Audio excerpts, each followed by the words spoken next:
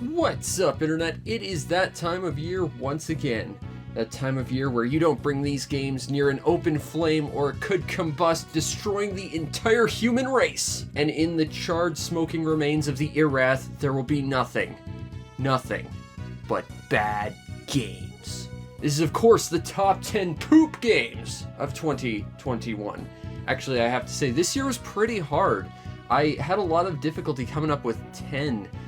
In fact, I had to bump 10 down to like an honorable mention, and even that game was fine for the most part. So this year, towards the top of this list, you know, maybe take it with a grain of salt. They're not horrible, but trust me, there's some awful stuff here, and we'll get to that. But of course, before we begin, I have to give a Golden Lagoon Award of awkward, jank, or just outright bad game I couldn't stop playing to The Sinking City. This bizarre Lovecraftian detective game where fighting monsters is really not particularly fun, especially the big explodey guys that just instantly kind of wreck you. But the story is really cool, and I do quite like the idea of exploring this city that's slowly being gripped by madness and getting eaten by like this Cthulhu cult and the dreams of people like destroying the world. It's such a neat idea. It's been forever since I played it, but damn, if you can see it on sale, you might want to consider it. It's got sort of a great sort of Lovecraftian horror thing going on if that's your bag. It's really quite an interesting little game. But I will say that the map system in this game makes Deadly Premonitions look masterful, which is quite an accomplishment. And I have to give an anti-shout out to a game that narrowly made this list until I realized I had one more game that I wanted to add to, and I'm sure I'm gonna get a lot of hate for this, Metroid Dread. Man, I love Metroid, but the thing about this game that really annoys me is the game's key selling point, these Emmy robots. They completely destroy what is otherwise a perfectly decent Metroid game. And this is going to be a bit of a rant. It might go long. I'm going to put up chapters. I apologize. Skip this if you want. But seriously, I hate these things, and they otherwise ruin this awesome game. And they're the key selling point. Back in the day, there was this creature in Metroid Fusion known as SAX. It was basically an evil, stronger version of Samus that was hunting Samus. It was great because it knocked Samus down from the top level of the food chain. Suddenly she was being hunted, and the developers, they wanted to recreate this and kind of base an entire game around it, and they didn't really do a good job of it. These robots are designed to be the same, effectively, in the sense that they're completely invulnerable, outside of like plot weapons that disappear immediately afterwards, but their design completely ignores what made the SAX or something like Dark Samus so powerful: unpredictability. Sure, if you beat the game more than once, you knew the set pieces where they'd show up, but here, the Emmy robots, their entire areas are signposted from the outside in. You know exactly the moment you're in one of their territories and when you're going to leave, which kind of immediately takes away any of the tension. Also, the fact that you get a cloaking ability almost immediately to make yourself invisible from them kind of does that too. But what really bugs me about it is this game is a relatively decent Metroid game. I actually quite like the design of this game. The areas that these robots inhabit are pretty much ripped straight from a completely different game. Metroid has always had a very utilitarian design. That's why I play a lot of Metroid-like games, and I just dislike them because they don't necessarily get this design mentality. The idea that every single block, whether it's hiding something or just a small bit of environment for you to get around on, it was there for an exact express purpose. The areas where you're being hunted by these Emmy robots can't be like that, because you have to run around and avoid them. These areas are filled with nothing but redundancies, which is great for the avoiding stuff, but once you tackle these guys, you just have a big, awkward, annoying area that doesn't fit with the rest of the game. And,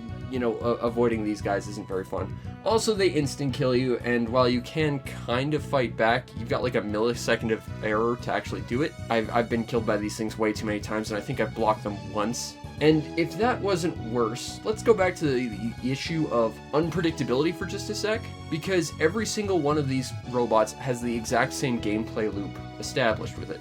You enter an area where they're patrolling. You avoid them, you hopefully don't set them off because then you gotta hide until they go away. You leave, You go fight a thing, you get another power, you come back, you fight Diet Mother Brain with her laser spaghettios, you pick up a plot weapon, you kill the Emmy, you move on. It's every single one of them is exactly this. And then you're left with an area that's just awkward and obnoxious to get around because it wasn't designed for Metroid. I really hate these things, and otherwise, Metroid Dread is actually a great Metroid game. I love Samus's new suit. You don't see white on a suit Samus wears too often. I think the only other time you do is the light suit from Prime 2, except that they ignored the fact that she has thorns on her left side at the end of Fusion, and this is a sequel to that. They even show that that's the case in one of the cutscenes, but they don't explain it. That does bug me. That's a personal thing. But one thing I will give this game, because I really do like this, and I think that the people involved with this particular part of the game need an absolute award. They gave Samus so much personality in this game, just through the mocap and her gestures during the cutscenes, without using a single word, other M. Sorry, got a little PTSD about that. It reminds me so much of Metroid Prime, where you'd enter a room and you'd see her hulking around, seeing that she's clearly like the apex predator of the environment, scanning her surroundings, you know, trying to assess where she needs to go and what threats are around. That gave her a lot of character. And here, they take it up to 11 with her body language in fights. One of my personal favorites, and I just want to highlight this one scene because it's great. She drops into a room where Kraid shows up, spoilers, and she's ready to rumble. And then she notices he's chained to a wall and can't do anything. She drops her weapon and basically just stands there taunting him until he opens his mouth and she boops him in the face. I know Samus is like this apex hunter who's incredibly professional and skilled, but damn it if that didn't make me laugh. We need more playful, goofy Samus. That's a whole facet of her personality never before explored, told entirely through her body language and pantomime. Bravo, mocap, and cutscene people. You guys deserve an award.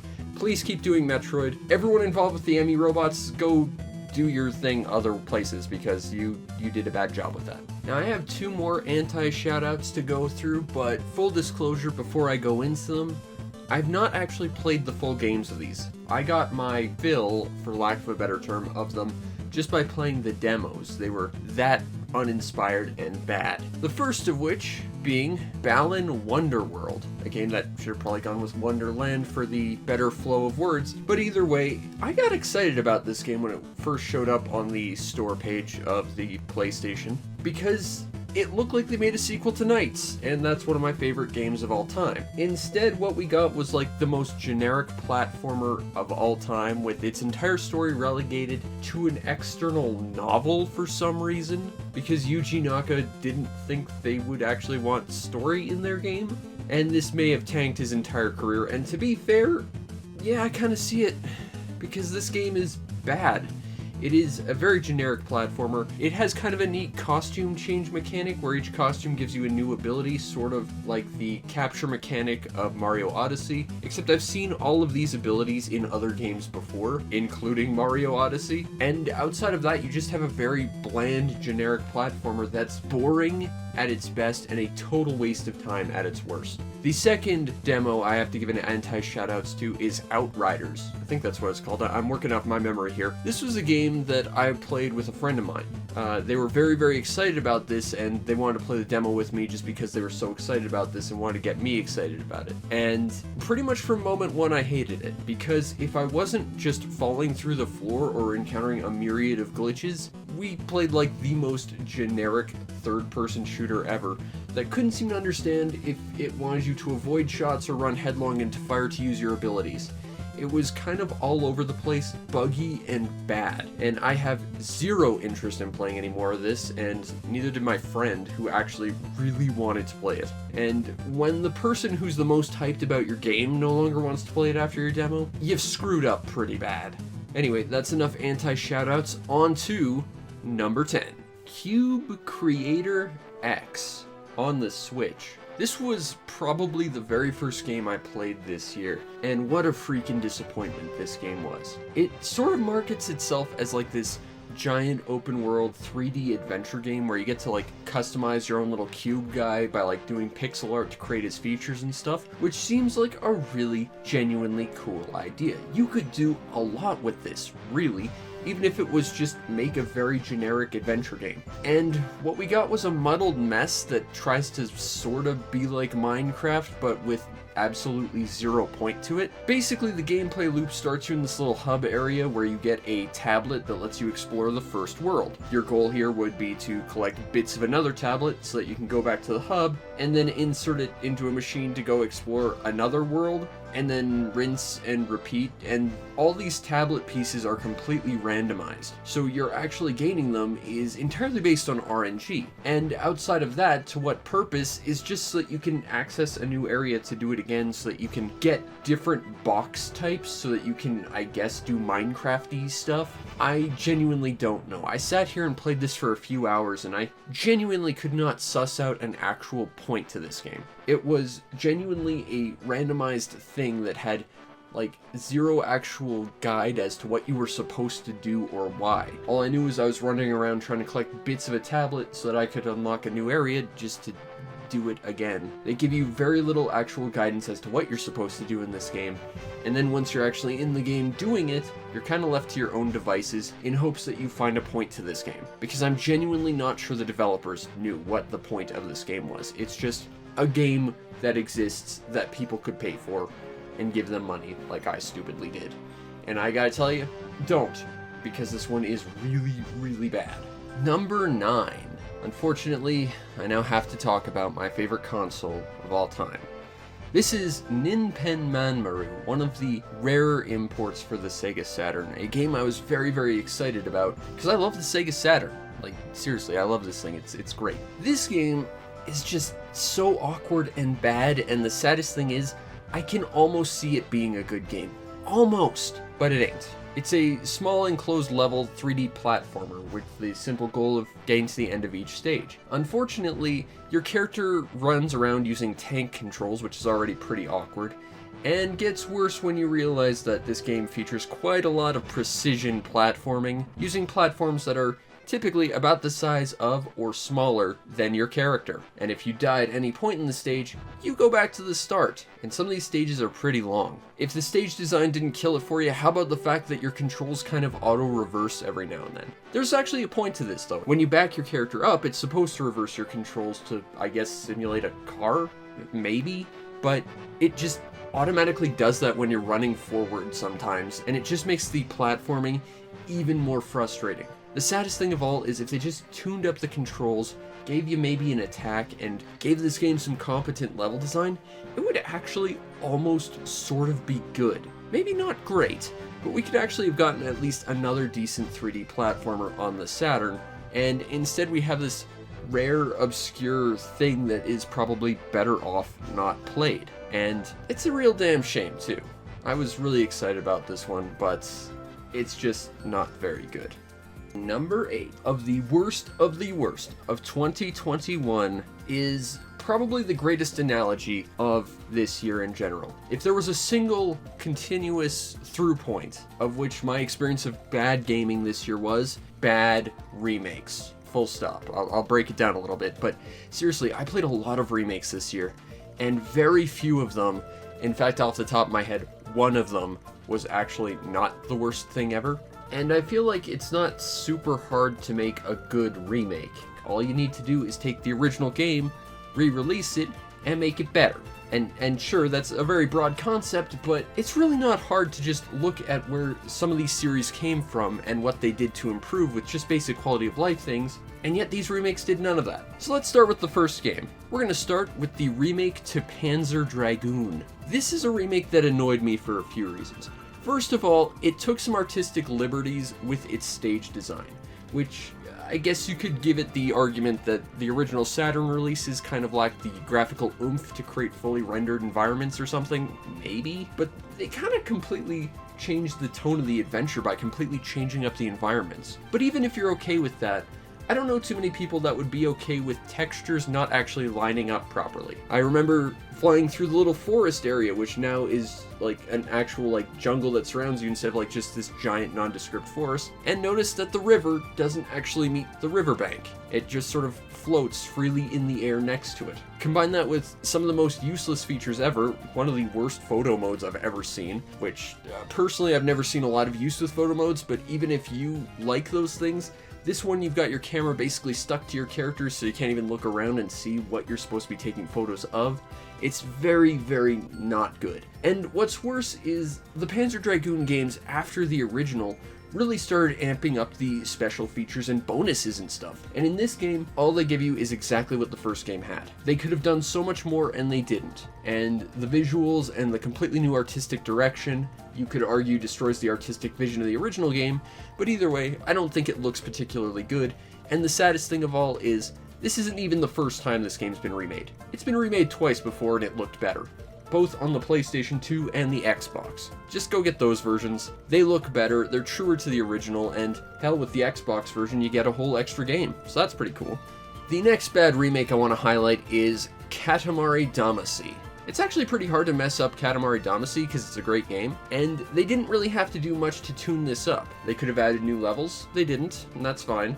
But, you know, there were some features introduced immediately after the first iteration, like being able to select your level music, and being able to select your character. Not available here. So, okay, let's just give it the benefit of the doubt and say it's trying to stick as accurately to the original vision as possible. Why did they take out the dub? This is effectively a version of Katamari Damacy that has less content than the original PlayStation 2 version. And I'm not even here as a subs versus dubs guy, I couldn't care less. But the fact that something is removed and you're actively getting less, that's not a remake. That is a downgrade. The third bad remake I want to talk about, the most recent, and this will probably ruffle some feathers, is the remake to Pokemon Diamond and Pearl. First of all, full disclosure, I already consider this the worst generation of Pokemon, period. But you know what's worse is if you make it a horrible bug-filled experience that can soft lock you and break your game and make it so that you can't actually, you know, continue to enjoy it if you're one of those people. I played this game entirely because all the games I ordered for November got pushed to December for some reason. I played this literally just because I wanted something to fill time, and it was really just a depressingly bad remake of a game that I already didn't like. And it seems like the people who did like the original Diamond and Pearl, you know, all the more power to you, they didn't care for how incredibly broken this game was. And yeah, making sure your crap actually works is a good step towards actually making a decent remake. And finally, I want to talk about the remake that hurt me the most on a personal level, ActRaiser Renaissance. This game decides to take the classic Super Nintendo ActRaiser and make it look like a bad PSP game. And while I have to give credit where credit's due, they tightened up the jumping and slashing of the platforming segments, they really slowed everything else down, and for some reason they decided this game also needed tower defense elements that just grinded this game to a halt and made it the most waste of time kind of game ever. I was already unenthused to play a remake to a game I'm very passionate about that was being put out by Square Enix, because they have a wonderful track record of cocking every single goddamn one of them up, and this one is even worse than that because they've objectively added crap that subtracts from the original vision of the game and slows it down and just messes with it. Like, making a remake is not hard. All you need to do is take the original game and improve it. That's why it's a remake and not a re-release. And yet, each and every one of these games is a downgrade from the original experience. Be it because it's missing features, it doesn't improve features, or it just ruins what the original was by creating a completely different experience. If you like these games, all the more power to you, but I sure as hell did not, and these all put me in a very bad mood this year. Bad remakes are just awful, and these especially feel like bad, cynical cash-ins that are just here to make money because idiots like me who are nostalgic for these things will buy it anyway. So let's not put in money, let's not put in effort, let's just scrape the bottom of the barrel, put as little resources in this as possible, and charge as much as we can for them. That's what all these remakes feel like, and it just pisses me off. Next we have a game I actually went into pretty much expecting to dislike, but I wanted to be open-minded about. It's a series that I have a long hate for. I've never liked any of these games, and I've played a fair few of them, but, you know, I decided maybe I've grown as a person, maybe my tastes have changed, maybe I'll enjoy this one. Nope, still hate Dynasty Warriors, because this is Warriors All-Stars, a game that is supposed to exist as a celebration to the Dynasty Warriors, Samurai Warriors, and all the other Musou games, and it kind of just shits all over the legacy of those games. And as someone who already goes into these games disliking them, despite liking all the knockoffs, seriously, 99 Nights, Drakengard, all those games are great. Just Dynasty Warriors always feels like such a low quality effort. This one did not disappoint me, in the sense that it was exactly everything I expected it to be. It's an interesting idea though. It combines characters from all the other Musou games and a bunch of other Koei Tecmo properties. I went into this especially because my boy Opuna is a playable character. In fact, he was on the very first trophy I earned, and I was disappointed to learn he's literally the last thing you can ever earn in this game unless you pre-ordered it. Yeah, so that's not a great start. There's some interesting concepts though. You build a team of multiple characters, and you can have them like cheer you on to get like damage bonuses and special events and stuff. It's a neat idea, and yet everything about this game is just a bad rehash of what was already bad rehashes of every other Dynasty Warriors game. They reused maps, they reused characters. For some reason, there's like a lot of furry characters in this game, which I don't have a problem with, but I'd like more than 3 different character models to fight. Alas, I did not get that. The character interactions are very, very bland and boring as well. This, for what is ostensibly supposed to be a celebration of the series, just feels like a giant middle finger to the entire fan base. Oh, and I almost forgot this. How could I forget? This game doesn't even have a proper dub, and while I'm not normally a subs versus dubs guy, normally I could not care less as long as there's something that isn't painful to the ears to listen to. It's kind of a problem when you're stuck reading subtitles to figure out what the hell you need to do, or you're trying to follow the story in an action game that requires your full attention to hack and slash things. Literally, I'll either have to divide my attention to play this game properly, or I have to miss out on what I might actually have to do, or what I'm supposed to do, or what the story's trying to tell me. So, yeah, this game is just lazy and a cheap, cynical cash-in on people's passion for a series that, to me, as an outsider, has always looked cheap and cynical and low effort. And it's depressing to see that, especially from a game that is ostensibly supposed to celebrate your passion. That might be the biggest insult to me, someone who is literally 100% passion driven in everything he does. Basically, Dynasty Warriors in all of its many flavors can screw right off. So, if you really do like these games, I apologize on behalf of Koei Tecmo, because this one really just feels like it was there to make money off your passion. Speaking of, let's talk about a game that feels like it was also money trying to take away from my passion in EDF World Brothers. Let's take EDF and make it Lego. I'm not against that idea, actually. I could go for a different aesthetic for a different game. Sure, why not? What I dislike about this game is it's like every other EDF that wasn't made by the original developers, in that it doesn't really get what made EDF so special. EDF was great because it was a B horror film that took itself very seriously, but was incredibly camp. But you either get games like the previously Poop Award winner EDF Insect Armageddon, which decided it was embarrassed to be camp and just tried to be super serious, or you have this, which doesn't get that it's actually trying to be a fun B-movie style game and just tries to be bad jokes and memes, and every character has 3 goddamn lines of dialogue that they won't stop saying over and over, and no,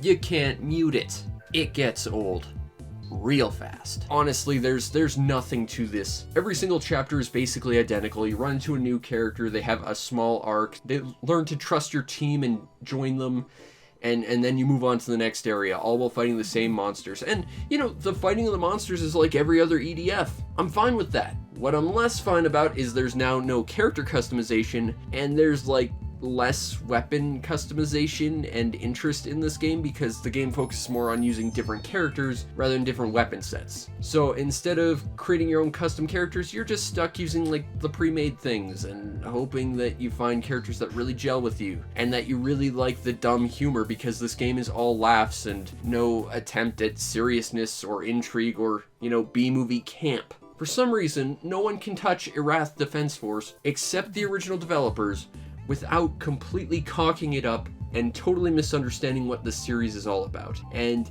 that pisses me off so incredibly much. Because I know a lot of people also dislike these games for the same reason I dislike Dynasty Warriors. That was actually ironically why I went to play Dynasty Warriors. Because I could see a lot of parallels between the two series in terms of complaints and enjoyments. And when I see these bad EDF games made by people who don't understand and don't have the passion and don't care, I just can't recommend these to people who might actually be interested in them. And it just makes me feel bitter about a series I'm ridiculously passionate about. And it feels like, people just tried to make money off my passion. And I resent that. Especially because, I'm clearly having such a brilliant job making money off my own passion. Why should anyone else get a chance, right? Anyway, I'll get off my soapbox for a minute, but just a minute, so that we can talk about our next game. On to number 5. Oh god, you'd really think I'd learned my lesson after the terribleness that was Elemental Knights 2R Switch whatevers, and stop trying to play mobile phone games on my consoles. But you'd also think that people would stop putting mobile phone games on the consoles and would stop trying to interest people in getting them. And why are mobile phone games allowed on consoles? God damn it. And at absurd prices you would never see actual mobile phone games on a mobile phone sell for? Seriously. This is Dungeon Village. Okay, let me rephrase. This is every Kairosoft game ever. I just happened to pick the one that was titled Dungeon Village when I reviewed it, and this is a bad mobile phone game where you sit around and wait. It's definitely the pinnacle of mobile phone technology where you basically turn it on and you idle it in the background, except this you can't really do because it has to actively be the thing on your TV. So it's on your TV, and you're sitting around watching it do nothing until it tells you can tap a thing just so that you can build another thing so that your guys can go do anything else. And what's possibly more frustrating than that is the fact that these games cost like $20. And I don't bloody well care that they're cheaper on the Switch. It does not justify the absurd price of these crappy mobile games all over the digital storefronts that each one of these companies seem to approve of being there. These should not be here for consoles, and they should not be available for sale to people who might stupidly think they actually might be a decent game. Even if they were, there should be a limit on how much of this crap exists out there, and the maximum value they should sell for. These should not be $20 each. It is absurd. You are paying for a game that lets you sit around and do nothing as you watch it play with itself. And I do not buy games to watch them masturbate. I buy games so that I can enjoy my own experiences, so that I can see things that you don't see in real life, so that you can experience things outside of the norm.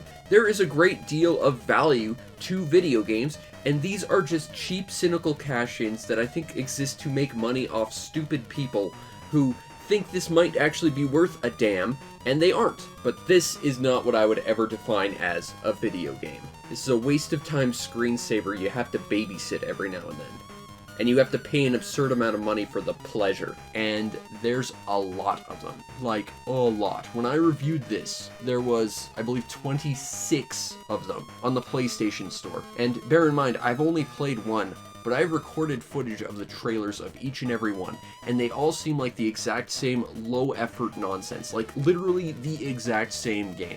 Just, they changed the sprites out a little bit, and they changed, like, one little side thing you can look at that's supposed to constitute a completely different game. Also, I stand corrected. I just took a look. There are 30 of the goddamn things on your PS Store. Each of them costing the same basically $20 bill that any of the others do, and they are all 100% identical as far as I can tell. And even the opening, like, trailers for each of the games, they're trying to sell them, trying to make them look different, trying to get your interest. Each and every one of them looks the goddamn same. Seriously, everything about these games seems like such a low quality effort that they're just copy and pasting everything from these games and charging you $20 to possibly try and experience this. Don't do it, for the love of God. You would get more fun out of just taking a $20 bill and flushing it down the toilet, or, sending it to my Patreon, please. Seriously, I would like to actually make money at my job at some point.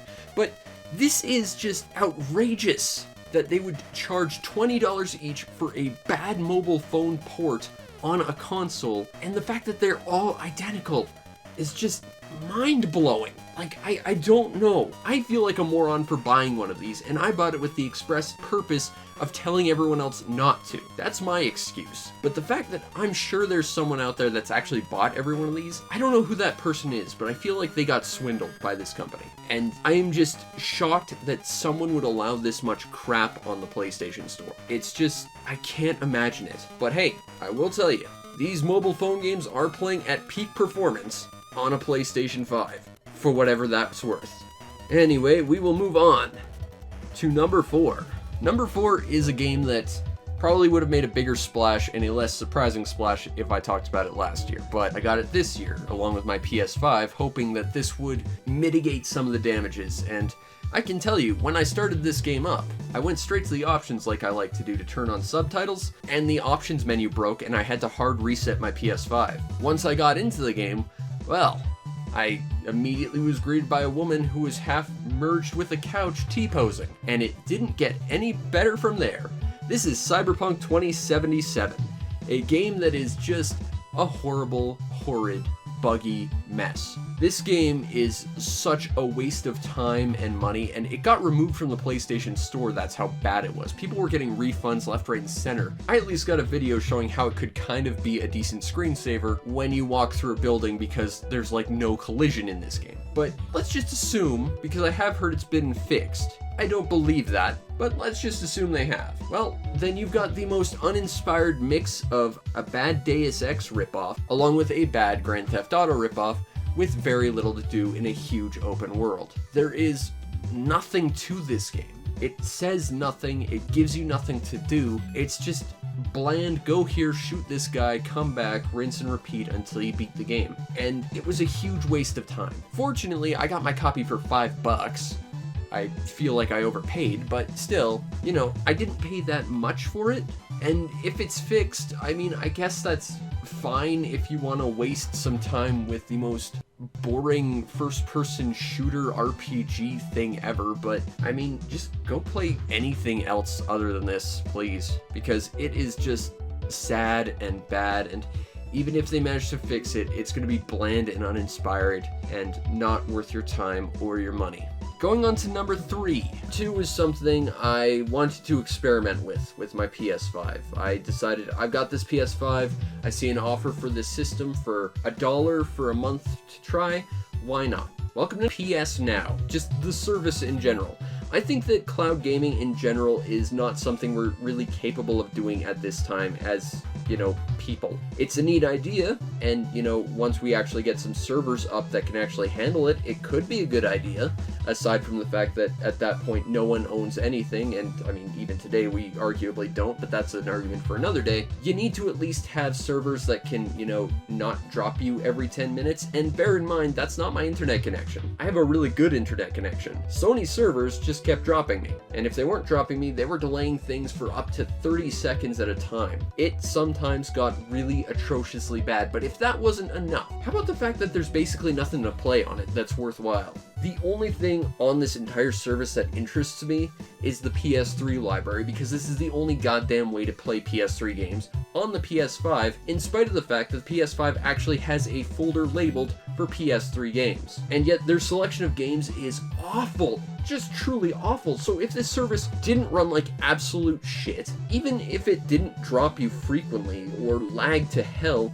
it's got basically nothing worth playing on it. And as I said, I don't think cloud gaming is something we as a species are up to yet. I think it's something we need to improve a lot on if we actually want to go this way. I personally don't want to. I think it's a bad gimmick. But the fact is, I don't think PS Now is ready for anyone, and I don't care if it's only $1 for your first month. Save your dollar. Again, chuck it towards my Patreon or down a toilet, for God's sake. At least that's giving you something of value that this service is not going to do. But hey, it did let me explore something very important this year, and that is Magus. Keep wanting to call it Magus, but fortunately that's what I get to call the Chrono Trigger guy. Magus is a bad third-person shooter. It's a bad third-person shooter that looks like a very early PS2 game. It's a bad third-person shooter game that looks like an early PS2 game that, oh yeah, was released after the PS4. And it's one of the rarest PS3 games you can find. And I hope you don't mind, I'm not paying for PS Now just to get more footage of this. If anything, I'll just reuse review footage I used. This is the blandest, baddest third-person shooter I have played in years. Absolutely, I have not played a worse third-person shooter since, like, maybe Mind Jack. That was a pretty bad one. That kind of at least had some aesthetic flair going on. This looks like the most generic fantasy thing ever. You use a bunch of different Kool-Aid flavored beams that all basically do the same thing because all the monsters react the same way to it, and it has the audacity to try and be like a Diablo-style loot-filled game, except that their loot only has, like, at its most optimal, +4 to any stat. Oh, and I managed to use a spell that let me grow to a point where I got stuck in both the ceiling and floor and phased out of the world and died.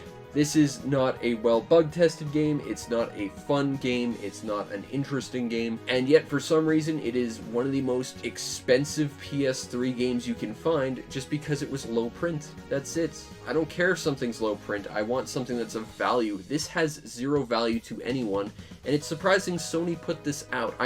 I'm almost half convinced that someone on the development team must have known someone at Sony, like a cousin or something, and they somehow just convinced them to put it on there, because I otherwise cannot imagine any reason for Sony to put this up here. But that said, they've also been putting up mobile games and some really, truly atrocious other games I've actually played recently that might be up next year, so look forward to that, such as it is.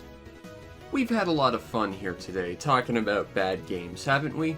But one of those games has to come out on top, and there is no doubt in my mind which one it is this year. Because, while there are bad games, it takes a truly special level of truly abysmal quality to tank effectively almost a decade of goodwill from one of your most hardcore fans and threw it on the fire to earn them some cheap money. Which they didn't get from me. I'm not going to spend a penny on this piece of shit. There's this little game called Phantasy Star Online 2. It was a game that I played in its Japanese beta. I love this game so much I was willing to spend hours trying to spoof a Japanese CAPTCHA just so I could get a shot at playing this back in the day. I sat there and tried to understand how this game worked entirely from feel back when it was only in Japanese because I just wanted to play this game so much and Sega refused to bring it to North America. This game meant so much to me. It was amazing. It was literally the best MMO I had ever played. I had spent a lot of time practicing the nuanced high-speed action system. It gave MMOs an action system. It wasn't merely just click on a thing and watch your character smack it or die. It was great. Sega decided it needed a sequel, or an expansion, or an update. Look, it's been out for 6 months and even now they don't know what to define it as, and Sega has not only cocked it up, but they've outright killed it for an inferior, broken game that lacks content and only contains greed. This is PSO2 New Genesis, a new chapter in Phantasy Star Online that has nothing to do with the previous one, except they're part of the same game, sort of. But this went from my favorite MMO of all time, and the base game still is, you know, if it wasn't completely dead because this thing murdered it, to the worst MMO I've ever played. Well, second worst. Nothing's ever gonna top that piece of crap. Although in that piece of crap's defense, at least it had shit to do in it, albeit, you know, usually not translated and still in Japanese or Korean, so that's, not great. But still, I'll make no bones about it, if my hour-long review of the base game didn't tell you anything, I kinda like Phantasy Star Online 2. I love all of Phantasy Star, honestly, except for this piece of crap. This is a weird thing. It's not quite a sequel, it's not quite a expansion. Sega has no idea what to define it, and it's been out for half a year at this point. You know what also Sega doesn't seem to know? How to make content for it, because it's got none. I want to point out that when they made this game, they said that their first big update, an update that, mind you, we still have not seen, at least at the time of recording. I think when this video is going to be out, it will be out, but I'm not too enthused about how good it's going to be. This update was going to take at least half a year to get, They thought that they had enough content to get to that point. I ran out of stuff to do after day 2, and I was not playing all that hardcore. Since then, they have given us 1 extra raid, which is a defense mission, hooray, on top of 2 very generic boss fighting missions, which are very, very bland, and 3 let me rephrase. 1 event they've given us 3 times over, but they've changed the aesthetics of the weapons and the face tattoos the monsters have had. Otherwise, this game has nothing. During the base game, I had one of the biggest top alliances on the server. It was full, packed to the brim with people constantly playing and enjoying, and like the team chat was always talking about stuff. Nowadays, I think myself included, there's like 2 people in my entire alliance who play this game consistently, and we each play for about 15 minutes a day, just to do dailies to see if anything has changed. There hasn't been. No, wait. There have been new cosmetics that you can spend money for gacha for. Quite possibly even more infuriating about this is one of the few new features that actually seems to be done well, more player customization by being able to modify your character's animations. Yeah, those are all tied to gacha as well, but not just a matter of, oh, you get it randomly from tickets that you pay a little bit for. No, they're all locked behind buying X number of gacha tickets. And if you want character movement modification options, congratulations, you are spending about $130 bi-monthly if you want every single one of them. And some of them are basic animations that existed in the base game for free. Some of which are actually available as other movement options in-game right now, but you can't use them. Like, one of the coolest ones for me was the fairy dash. This just lets you hover around. It's literally the girl cast running option. You can't use it for your dash though, unless you wanted to spend $120 a few months back, and because it's a limited time thing, you can't even do it now. And you can't buy it from other people because you couldn't sell it. It was something that was exclusive to you, locked to your account, and only if you bought X number of gacha tickets during a set period. And this has been consistent with every single release of gacha. Literally, you get tickets of random crap that no one wants because no effort was put into them, and then the one thing you might actually want is the modified movement options, something they heavily advertised at the start of the game. Pretty much all of them are locked behind obscenely, avariciously high paywalls that otherwise you can't get. And hell, half the gacha stuff you can buy right now is literally the same stuff you could get in the base game. They've been reselling remasters of existing gear everyone already has. Just because now you can change colors whenever you want, provided you can pay a premium ticket to do so. That's it. That's half of what they're putting out. If they're not putting out something that's functionally just uglier and less interesting than the base game, they're literally trying to resell you base game stuff. And that's not even including the stuff that is designed only in base game, because they didn't give us all the base game content, because they rushed it. This whole thing is just disgusting, despicable, and it's just a giant money pit, and it's blatantly obvious Sega doesn't care. And it's just so transparently greedy and cynical and bitter that Sega doesn't want to actually put in the effort to make a decent game, but they'll absolutely take an absurd amount of money from you, and then Sega will put out a survey asking you why you're not spending more on gacha. Seriously, they did this.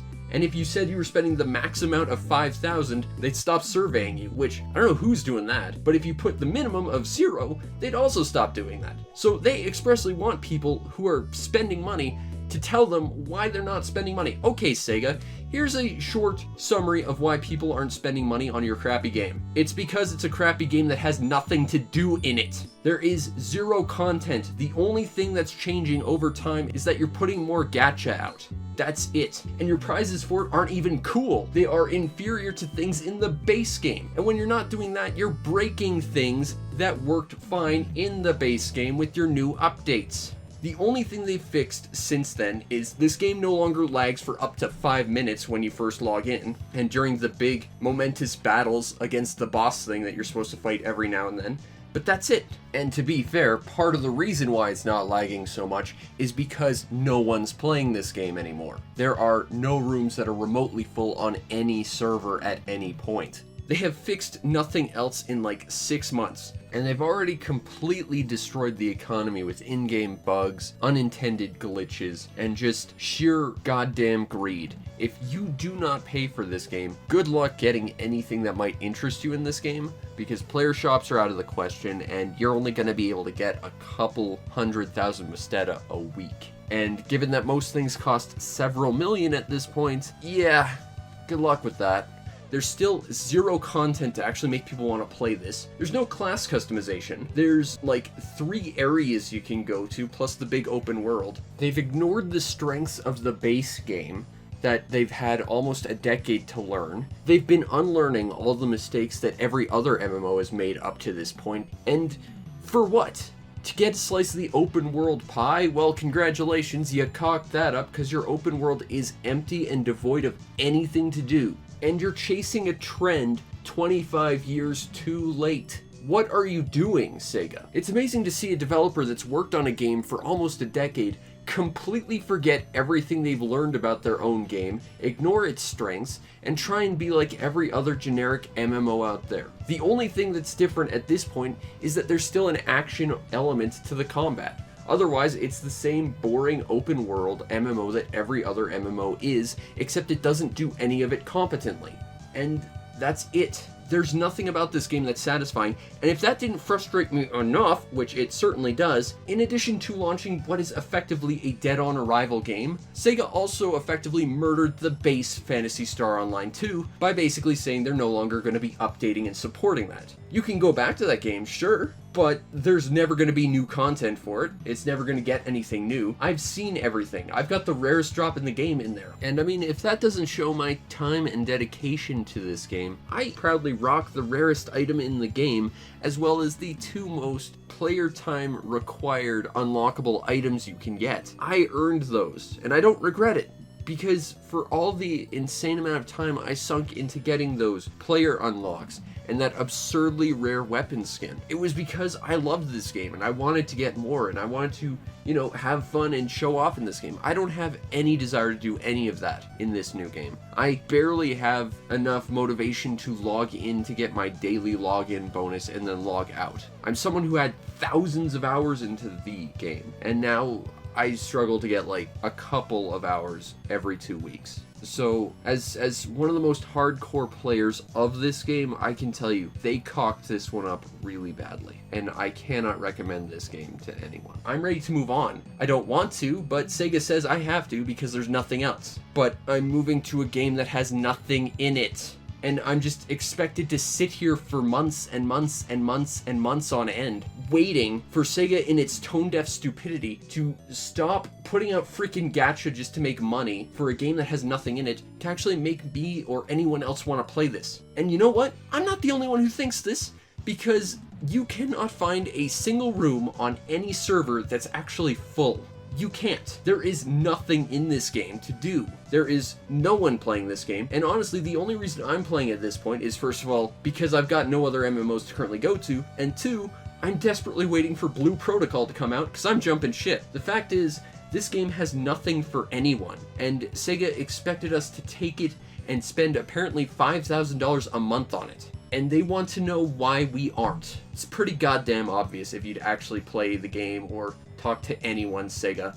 But the fact is, you're too busy with your head up your own ass trying to sell crappy gacha pulls to try and make as much money off this floundering dead game as you possibly can. You need to fix your shit, and you need to make people actually want to play it. Stop focusing on cosmetics, put content in, and maybe you'll get some fans back. But at this point, I am pretty much expecting this game to be dead in about 6 months. Like, just gone and shelved. And that sucks because that means the base game will go with it. And that was the game I played the most out of the past 10 years.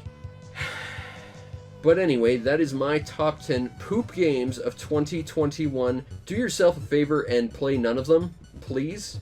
But I would love to hear what your worst games this year were and what you think of my list. Because the fact is, I'm probably going to have to play a lot more bad games in the years to come, so, you know, I guess I'm going to have to know about them in advance. Hooray! But of course, you might also want to subscribe to the show to see more stuff. Of course, I've got a Game of the Year list of actual good games you want to play that I played this year, as well as a bunch of other awesome stuff. Streams from my Twitch that you can go see as well if you want to follow me there. And if you really want to make my day and take money away from the pockets of PS Now and Kairosoft, instead of money you could be putting in there, chuck it towards my Patreon. I mean, you'll get more videos from me, and I think that's a lot more quality content than you're going to be getting from either of those companies at this point. And also, it would just make my day. Please? Please? Anyway, this was the worst games of 2021, and I hope you've at least learned something and gained a little bit of clarity into the games you absolutely should not play in the near future. But I hope to see you again in the new year. Peace out, Internet.